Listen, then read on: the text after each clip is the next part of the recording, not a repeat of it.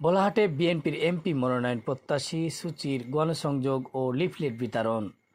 বাংলাদেশ জাতীয়তাবাদী দল বিএনপির এমপি মনোনয়ন প্রত্যাশী মোসাম্মদ মাসউদা আফরোজ সূচি গণসংযোগ ও লিফলেট বিতরণ করেছেন ভোলাহাট উপজেলার বিভিন্ন এলাকায়।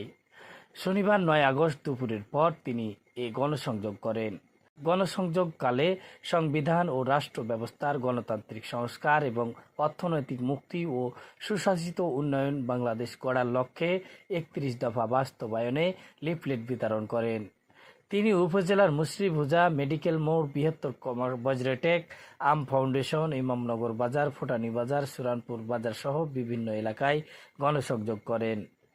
এ সময় উপস্থিত ছিলেন নাথচল পৌর বিএনপির সভাপতি রফিকুল ইসলাম, সাধারণ সম্পাদক গোলাম রাব্বানী, জেলা যুগ্ম আহ্বায়ক হাসান ইমতিয়াজ, জেলা যুবদলের সাবেক গণশিক্ষা বিষয়ক বিএম রুবেল আহমেদ, জেলা যুবদলের সদস্য মোহাম্মদ জুবায়ের, যুবদল নেতা মোহাম্মদ মতিউর রহমান, নাচল সদর ইউনিয়ন বিএনপির সভাপতি এনামুল হক, সাধারণ সম্পাদক আলম, জেলা যুবদলের সদস্য ফয়সাল আহমেদ, কসবা ইউনিয়ন বিএনপির সাধারণ সম্পাদক সোলাইমান সহ বিভিন্ন স্তরের নেতৃবৃন্দ।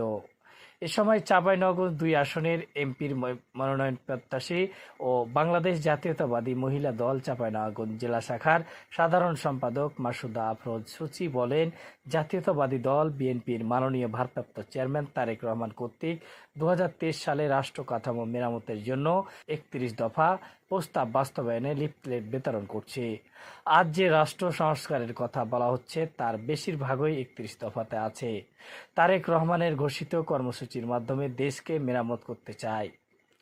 তিনি আরও বলেন, আমাদের নেতা তারেক রহমান রাষ্ট্র কাঠামো মেরামতের জন্য যে ৩১ দফা ঘোষণা করেছেন তা বাংলার আপামর জনগণের মুক্তির সনদ।